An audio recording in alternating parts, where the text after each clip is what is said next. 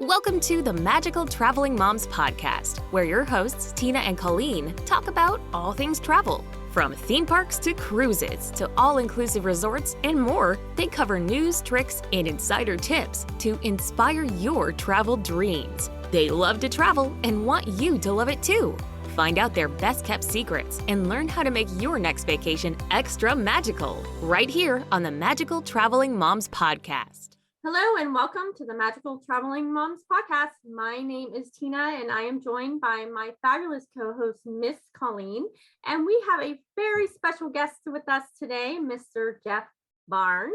He is the author of Wisdom of Walt and Beyond the Wisdom of Walt.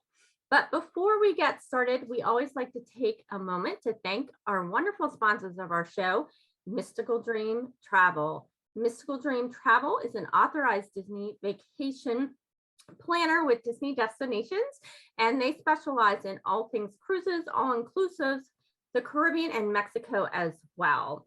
So if you're ready to plan the perfect vacation, be sure to reach out to the wonderful agents at Mystical Dream Travel. You can find them at mysticaldreamtravel.com or look them up on social media. So hello, everybody. Welcome to the Magical Traveling Moms Podcast. As I said earlier, we have a very special guest, Mr. Jeff Barnes, and we are so excited to have him on our show. Colleen and I both had the honor of hearing him speak at the second annual Travel Advisor Summit in December. So we're very excited. So welcome, Jeff, to our podcast. Well, hello, ladies. Hello, listeners. And it's an honor and privilege to be with you today. Well, thank you. So why don't you tell our audience a little bit about your story and who you are? Because it's very interesting. Colleen and I both love it. So I am now the former Dean of Student Success, a Professor of Humanities at California Baptist University in Southern California, where I taught the world's only accredited college course on the history of Disneyland. And I'm now moving that class to an online format starting in February. And naturally, that course was very popular. And I took the popularity of that class and translated it into two best-selling books, which you've already referenced, The Wisdom of Walt, Leadership Lessons from the Happiest Place on Earth, and then Beyond the Wisdom of Walt, Life Lessons from the Most Magical Place on Earth. And I love Walt, I love Disneyland, I love Walt Disney World. Uniquely enough, I don't just see the parks as an escape, I see them as an example. And I don't just see Disney as the place where dreams come true. I see it as the place that can show you how to make your own dreams come true. And that's what the class is about. It's what the books are about. And now that I've left higher education after a 21-year career, that's what I'm writing about full-time. It's what I'm speaking about full-time. And it's what I want to connect with companies and audiences and conferences full-time to motivate and inspire people, again, to see their own dreams come true. I love that. I also find the story of Walt Disney and the Disney parks so inspiring. And I completely agree with what you're saying, how we can use it as an example to inspire ourselves to do, follow our dreams. And I just love it. I think it's a great message. Yeah, and for me, and I talk about this in the first chapter of the first book, the idea for Disneyland was born on a park bench in Griffith Park when Walt would take his two daughters on a Saturday afternoon and they would ride the merry-go-round and he would sit on this bench and eat peanuts. And he was like, why isn't there a place where the parents and the children could have fun together? And I genuinely believe that each and every one of us have our own quote unquote park bench idea. And the difference between Walt and you and me isn't that Walt was a genius, although he was. The difference is Walt got up off of his park bench and had the courage to take action. Yeah. And your idea might not change the world the way that Walt's did, but your idea could at least change your world. if you have the courage to get up off of your park bench. And Walt said, all of our dreams can come true if what? If you have the courage to pursue them. And so I teach the class and write the books and travel the country and the world giving the speeches, hopefully using what we all love, and that of course is Disney, to leverage those stories to hopefully inspire and motivate people to get out of their heads, because we've got that idea, and hopefully get up off of our park benches and start taking action. I love that. I love that. So we have a couple of questions for you about what inspired you to write the Wisdom of Walt. What was your inspiration behind the book to start doing that, to get off your park bench? So there are a couple of back or origin stories, if you will. First of all, I grew up basically in the panhandle of Florida. And so my first trip to a Disney park was Walt Disney World's Magic Kingdom in August of 1974. And I can remember stepping onto Main Street and just knowing if there really was a heaven, at least on this side, yes, that was it. I mean, at the ripe old age of 10, kill me now because I've arrived. Yeah. However, when I first went to Disneyland in August of 1988, I actually hated it. And Really? the reason why is it was too small, it was too hot, it was too crowded, and it all centered around this attraction that had been heavily promoted in California called Star Tours. And oddly enough, the anniversary for the opening of that attraction was 35 years ago Sunday. Oh, and wow. I walked into the park and I didn't know anything about Disneyland the way that I knew Walt Disney World, other than the Star Tours thing had to be in Tomorrowland. And so I knew to go down Main Street and I knew to turn right. And I asked a cast member, hey, where's Star Tours? And they said to me, well, the good news is you're in the right place for the attraction.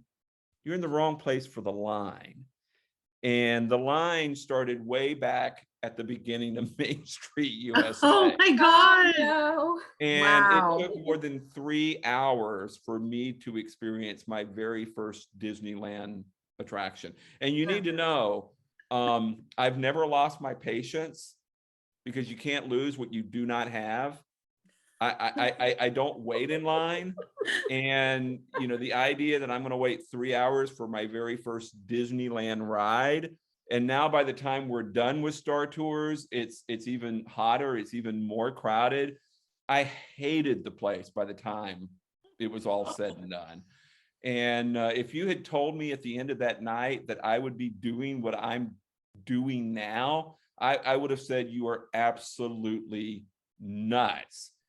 However, I'm a historian by heart and insatiably curious.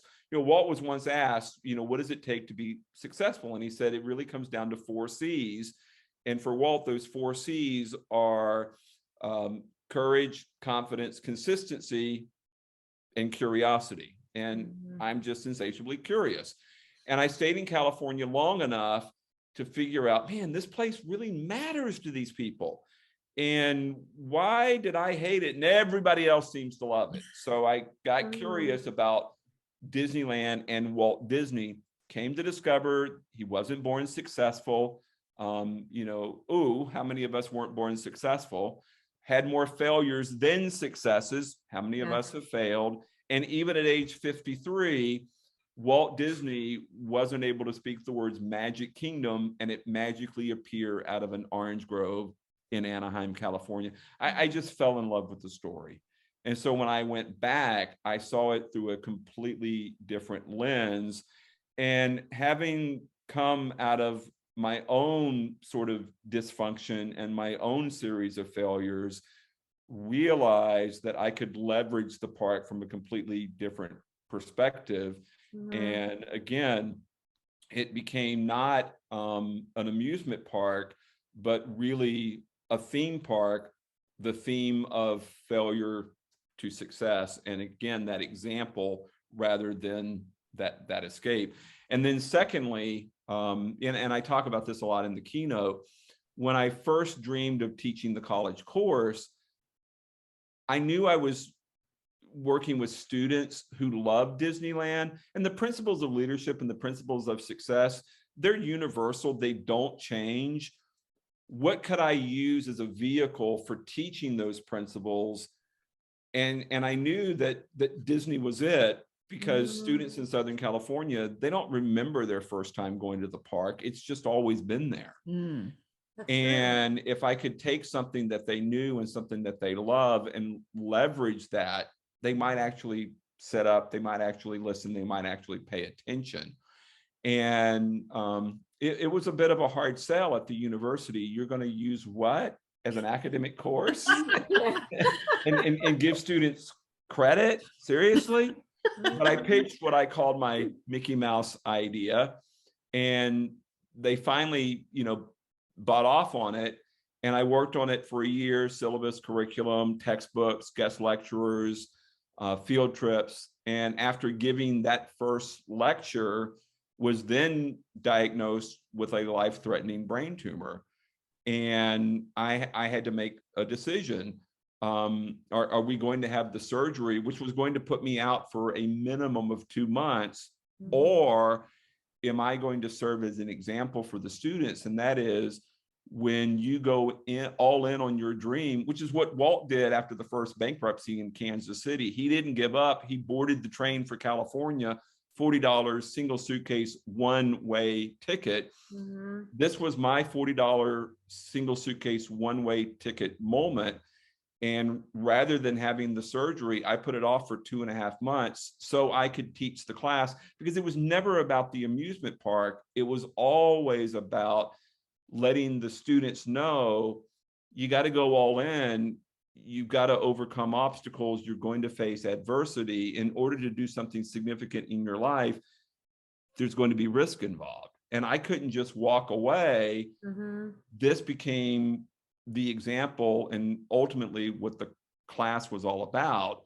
And once I taught the class, had the surgery, and went back to work the following semester, that's when I knew not only is there a class here, but there's a book and a story to be told. Wow.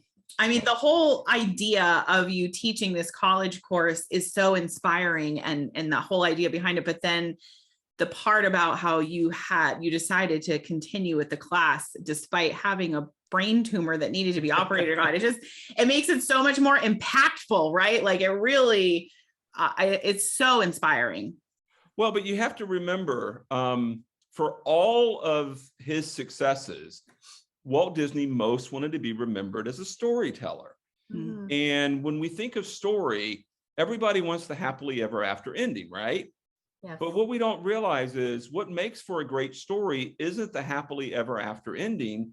A great story requires conflict. Yes. And for me, the brain tumor represented conflict.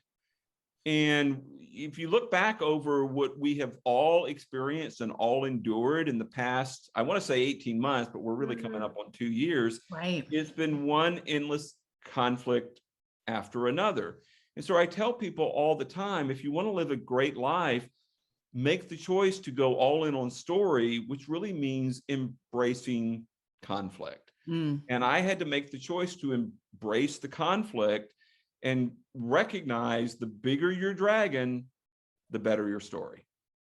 So true. I love that. Yes, I love that. It's very true, though. It's very true. Now, you also have recently made another change in your life. You retired from teaching. So I hate that word. Okay. No, you Sorry. I shouldn't say retire. Okay. You made a change. Correct. From your previous career to now you're doing speaking engagements and teaching more across the country. So what inspired you to make that change?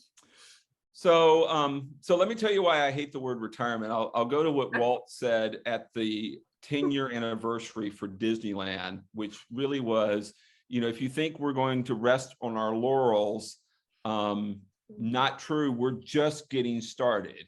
And then he talked about $40 million worth of expansion at Disneyland over the next 5 years. which was really a distraction and diversion for what he was really up to, which of course was the Florida project, which would ultimately become Walt Disney World. And so for me, I haven't retired. I really am, quote unquote, just getting started. I just reached a point where, over the past 6 months, I have been to Boston, Detroit, Kansas City, Marceline. I did a weekend in Orlando where it was 5 events between Thursday and Monday. Oh, wow. Palm Springs, Las Vegas, all while being a full-time administrator and a full-time faculty member. I was signing books at 1 o'clock in the morning, 3 o'clock in the morning. And, doing the Wisdom of Walt is my dream. And yet at the same time, it was hard to enjoy my dream because there were so many time pressures. And it really came, I was doing an event at the Contemporary Resort in Orlando, and I was sitting on the stage with Disney legends who were hired by Walt and then handpicked to go to Orlando and help open Walt Disney World 50 years ago. And there were about 1,000 Disney fans in that room. And I had been thinking about making this transition for a period of time. And, the concern was, are you going to make it financially? What about benefits? The same questions any of us, I think, would have. And I realized on that stage, there was a sense of joy, a sense of happiness, a sense of satisfaction that I had not felt in a really, really, really long time. And I finally just said, screw it. I mean, it was another one of those $40 single suitcase one-way ticket kind of moments. I don't care. This brings me more joy, more happiness, more satisfaction than anything else. And so I came home from that weekend and I went all in. And people have said, because I talk about this a lot in my signature keynote, the only way to achieve anything is to do what Walt did in Kansas City, and that is to board that train. And people have said, you're so good at this. Why are you trying to do both? When are you going to follow your own advice? And so I did it. And I'm so happy that I did, because it's giving me the opportunity to take the university class and move it online. I'm now not just working on the 3rd Wisdom of Walt book, but another book as well. I hired a content creator just last week so that we can bring out not just what I was doing in the blogs, but additional content as well. I mean, I have a big vision for where this can go, and it not just be 100% dependent on me. So again, it's not a sense of retirement. It really is a sense of we're just getting started. And, the first day of it was a week ago today. And wow, it's like, why did it take me so long? Yeah, isn't that so true? How often when we are scared, to take that leap, but after we take the leap, we're like, wow, why didn't I do it sooner? Yep. I was in the same situation a couple years ago. I worked a full-time job and ran the travel agency full-time. And when I finally left the full-time job, which was in occupational health and safety, it was the feeling of it after, that feeling is just exactly what both of you are saying. Why did it take so long? Yeah. And I loved my career in higher education, and it provided me the opportunity that I'm taking now. And I miss teaching. I miss my students, but I will continue to teach. It will just be in a little bit of a different format. And yet at the same time, I did an event on Friday with a realty association here in Southern California. I'm going to be speaking for a Caterpillar franchise in Illinois in just a couple of weeks. And, the second I made the different decision, new and different opportunities opened up. And that's what happens when you shift pieces in your life and give the universe the opportunity to send you exactly what you need. Yep, exactly. So you mentioned that you have a new book coming. Yes. And so can you share with our audience maybe the name of the book or a Sure. little bit about it? So the first book focuses on Walt and Disneyland, which is the which is the Wisdom of Walt, Leadership Lessons from the Happiest Place on Earth. The second book is Beyond the Wisdom of Walt, Life Lessons from the Most Magical Place on Earth. And then the third book, which will finish out that trilogy, is the Worldwide Wisdom of Walt, which is the international parks and the cruise ships. Ooh, And I've had some chapter titles and some story ideas in a Google Doc for a couple of years, but nothing had been written until last week. And we actually started putting words into a document last Tuesday. So we are actually beginning to do the hard work of the writing. I say all the time, everybody wants to be an author, nobody wants to be a writer. But we're actually writing now. And it will require going to the Asian parks. I have been to Disneyland Paris, and I will need to return to Disneyland Paris to finish this book. Oh, darn. I know. I'm like, geez, that sounds terrible. I know, horrible. But I'm excited about it. And, for me, they're not history books, because those books are already out there and they're great. And they're not business books. Those books are already out there and they're great as well. I only write these books if there are lessons that tell the Disney story that can connect to your story and my story. And, I'm still doing the research behind the history of the international parks and the cruise ships. And it's just amazing to me how those stories have a way of propelling our story forward. And, I'm finding stuff that I think is going to be, again, true sources of inspiration and motivation. So I'm excited. So, for example, this is the stuff that just really puts a smile on my face. The university that I just left were the CBU, or California Baptist University, Lancers. And I came up with a subheading in the Worldwide Wisdom of Walt, becoming a quote unquote free Lancer. I mean, that's the stuff that just makes me really happy as a writer, because now that I'm no longer tied to that job, I'm free, right? I'm no longer a Lancer. I'm a freelancer. And once you get into it, that's the stuff that comes to you. And I'm like, yeah, we're going to be able to do this again. I can't wait to read this book. I am very intrigued as to learning more about the history of those parks and the cruise line too. I was just going to say the cruise line, because there's not much out there on the story of the cruise lines that I've seen. Yeah, and that's going to be a challenge for me, because I use what's out there to mix and match what I'm going to say to inspire and motivate. So that's going to be a bit of a challenge. And I love the cruises. I had to go to therapy to get me on the first one. Really? Oh, really? Yeah, I was terrified.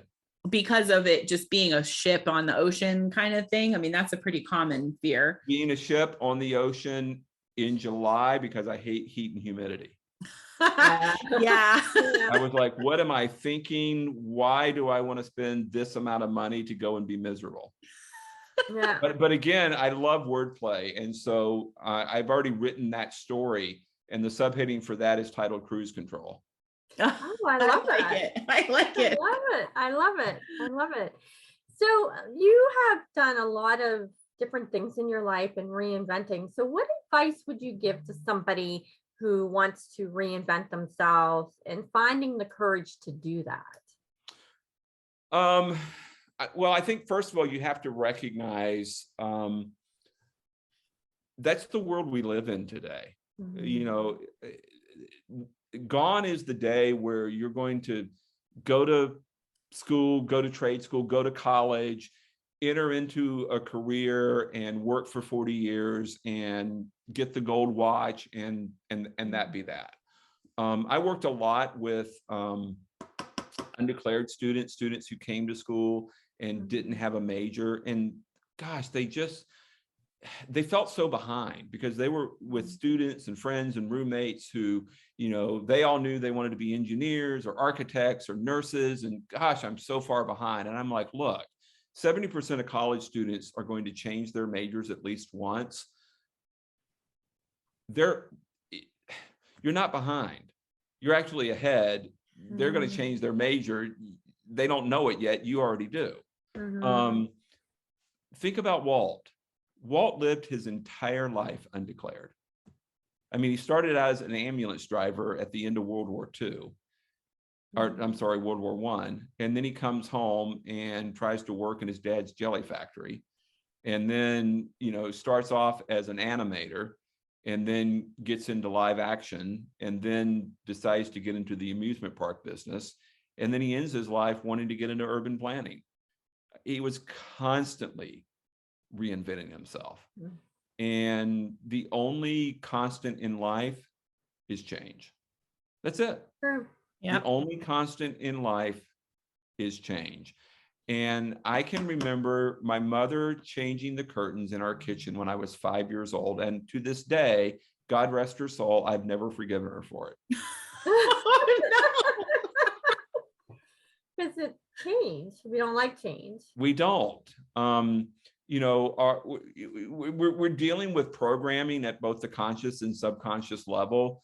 And our brain is going to want to continuously return to what we know and what is comfortable. Right. Everything you have ever wanted rests just outside your comfort zone. That's true. Everything.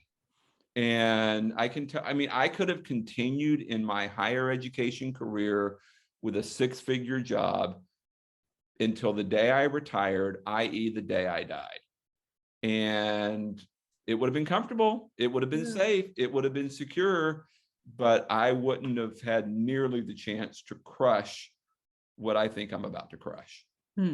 So again, you've got to be willing to change. You've got to be willing to mix things up.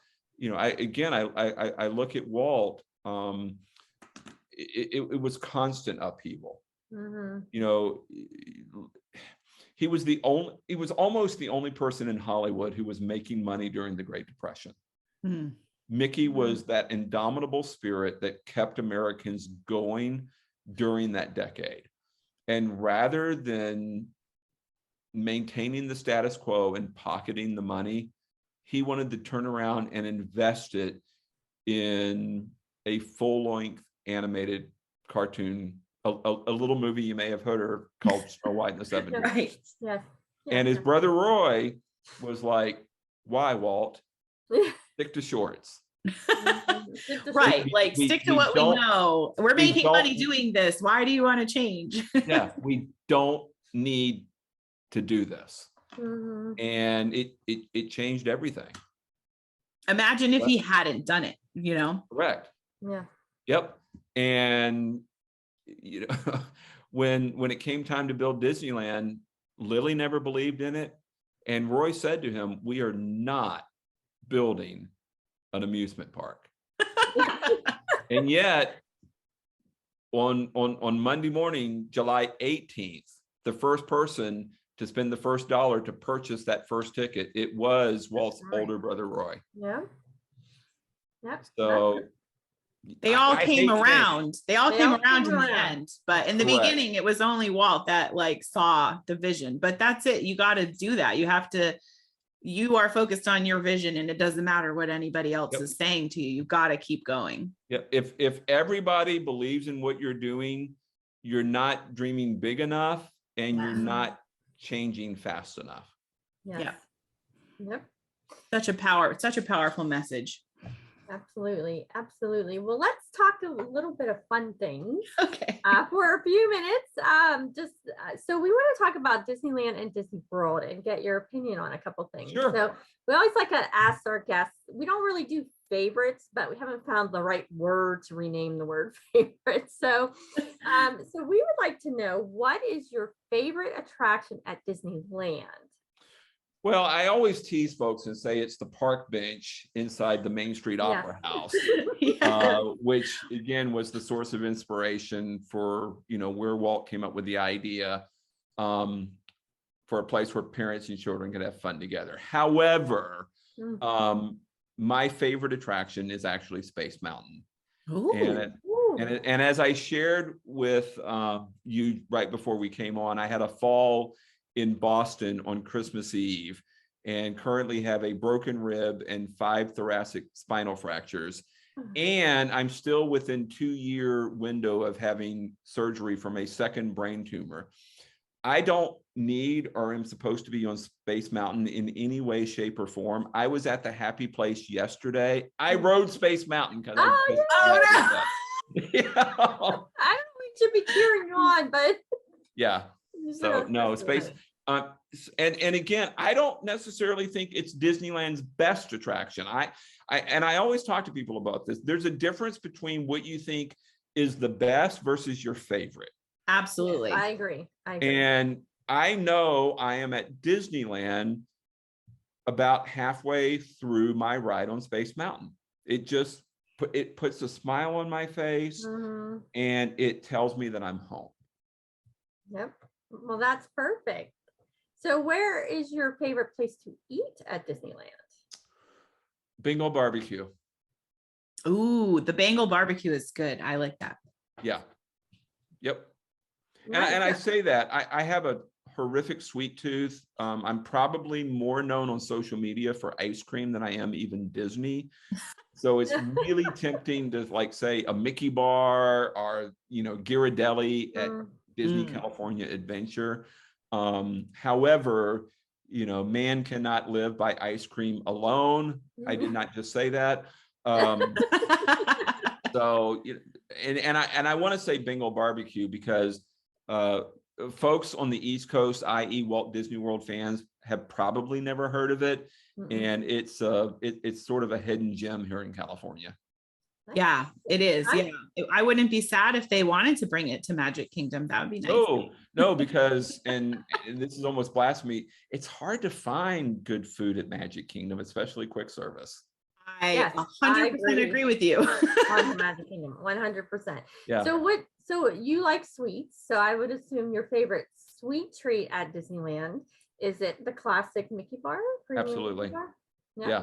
I did an event for Nestle a couple of years at Walt Disney World, and I just thought I died and gone to heaven because, I would like to know how they make the Mickey bar to get that extra chocolate on that.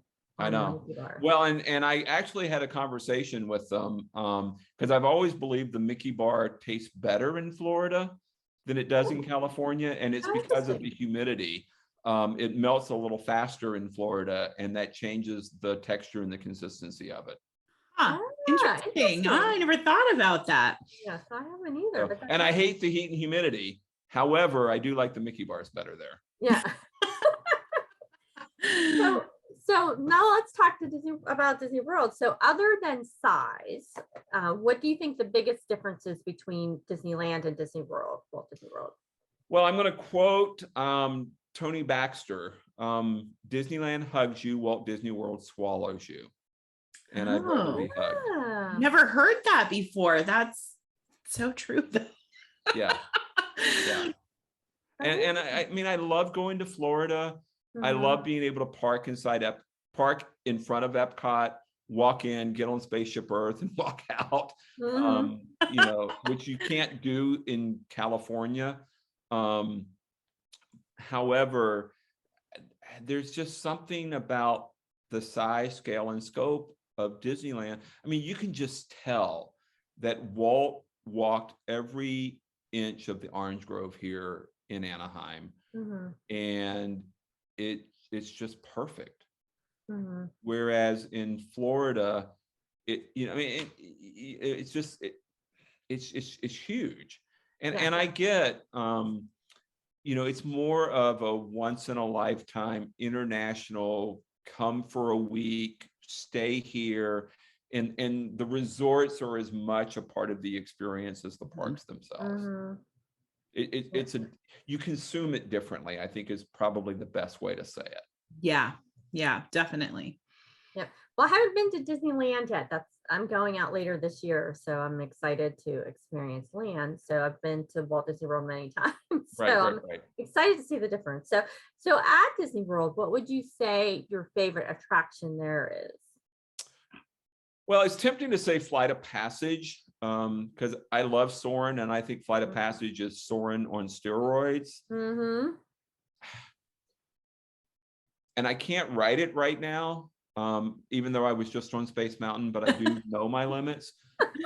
I love the original Hollywood Tower of Terror in Florida. That is not my favorite ride. So we were just there in October, and I lost a bet and I had to ride it. I've only rode that ride 3 times in my life. And I don't like the feeling of being dropped. So yeah, which is fair. It's just that's the far better version. And it's interesting because it's rare for Florida to get a better version. California, if you've only ridden Pirates in Florida, I would argue you have not ridden Pirates. It's twice as long here in California. I know, it's amazing. So many more fun things in California. Yeah, I think Space Mountain is the better version. You have Test Track, we have Radiator Springs Racers. They're not even close. However, Tower of Terror, and it's not, I mean, Guardians of the Galaxy Mission Breakout is cool.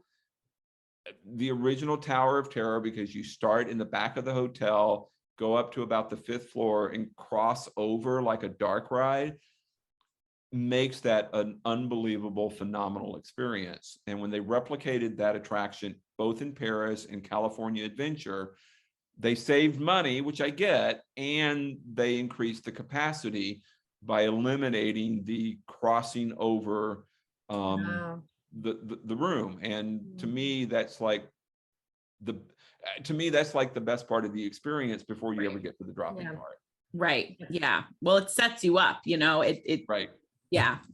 I did not realize, because I don't think I ever got to ride Tower of Terror in California Adventure. Because when I went, it had already switched over to Guardians of the Galaxy. So I did not realize that they didn't have the crossing over there. Correct. Yep. So what I always say is, because we got the lesser version, both in Paris and in California, we got shafted. That's funny. That's great. So when you're at Walt Disney World, do you have a favorite place to eat? Like whether it's a quick service or a table service? Oh boy.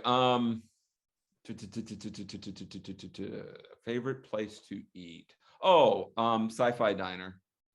Oh yeah. Really? Yeah, that's a good one. Yeah, I'm giving a lot of love to Hollywood Studios. You are giving a lot of love to Hollywood Studios. Which is interesting.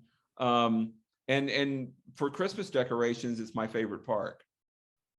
Really? Oh yeah. Because it just has this phenomenal mid-century vibe. Yeah, that's true. They do. So I like Sci-Fi Diner, and then Yak and Yeti in Animal Kingdom. Yak and Yeti is one of my favorites. That's good too. I love that. That's good too. Most people go to Epcot for their favorite dining. I've had an interesting experience with Epcot. I always end up too hungry, and it's impossible. But like, I have a hard time deciding. Yes, a lot of options. There's like too many options. Actually, let me go back. I keep forgetting the new barbecue place next to the American Pavilion is amazing. Oh, Regal Eagle. Yeah. Yes. So good. Yeah. Which and what makes it so good is before they changed it over to barbecue, it was the standard burger, chicken finger. Like it was one of the worst places on property. Like it was an embarrassment that's what was the that was in the America Pavilion. Yes. Yeah. Yes. And I love barbecue. It's one of my like favorite food choices. And now like they turned it from one of the worst places to one of the best places on property. So if you've not eaten there, you've got to go there because it's some of the best barbecue I've ever had. Yes, I ate there. I was there for the 50th, and my daughter and I went down a day early, and we ate there for lunch. And I got a salad, like it was a barbecue chicken salad. It was okay. I had barbecue chicken I on. You know. got a Yeah, aren't salad. you feeling but it was superior? barbecue. It was good. What is wrong with you? The beans with burnt ends, Oh, amazing. Yeah. oh my gosh. Yeah, it is very good there. I agree. So do you have a different favorite snack at Walt Disney World other than the Mickey Premium Ice Cream Bar? The Cheshire Cattail at Fantasyland and Ooh, Magic Kingdom. That's my daughter's favorite. That's a good one. Yeah, that is a good one. I think it's like a sleeper item too. Like, I don't think a lot of people like know about it. I know. And you can't get it here in California. Oh, interesting. Wow, I didn't know that. interesting. That is interesting. Well, we have one more last favor to ask of you. So we always like to leave our guests with a little bit of pixie dust. We like to say that that's a favorite memory or favorite experience that maybe you've had on your vacation or at Walt Disney World or Disneyland. So we're wondering if you could share a memorable moment with our guest. Oh, memorable moment. Wow. I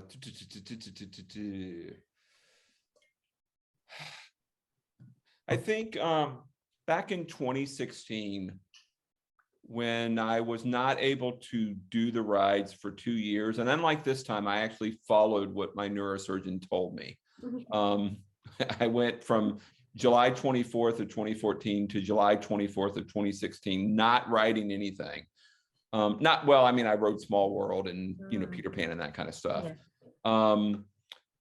On July 24th of 2016, I got probably 100 or so text messages because the book had come out the year before, and I had written in there about waiting in line, i.e. patiently anticipating the day when I could get back on my favorite attractions. And the book had done really, really well. And people had sort of taken to heart that I was waiting for July 24th, 2016. And I was sort of overwhelmed by, how many people cared enough to like reach out to me and say, hey, today's the day, we're excited for you. And the idea that, because I didn't think I'd ever write the book. And then the idea that it would get published, that it would actually sell, and that it would resonate with readers enough that they would, care enough to say, hey, congratulations, you made it. Hope the day's, going great. So that was cool. So great. That's nice. I love that story. Thank you so much for sharing. And thank you so much for joining us today on our podcast. We really appreciate it. We'd love to have you back when the next book comes out. I'm excited to read that book so much. So thank you, everybody. Be sure to, one last thing before I say goodbye, Jeff, where can everybody find you? Absolutely. So you can find the books on Amazon, both The Wisdom of Walt and Beyond the Wisdom of Walt. And I think more importantly, you can find me at thewisdomofwalt.com, and you can sign up for the email list, sign up for the blog, and keep up with everything that's going on, whether it's the online class currently full, but we're going to have new sections moving forward on the future, and keep up with future book releases or any other content that's going to be released in the future. Again, we're just getting started, and we're building this thing out one day at a time. Oh, well, thank you very much, Jeff. And thank you to our audience for listening today. And be sure to like and subscribe to our podcast, and you can find us on YouTube. And until next time, may all your vacations be extra magical.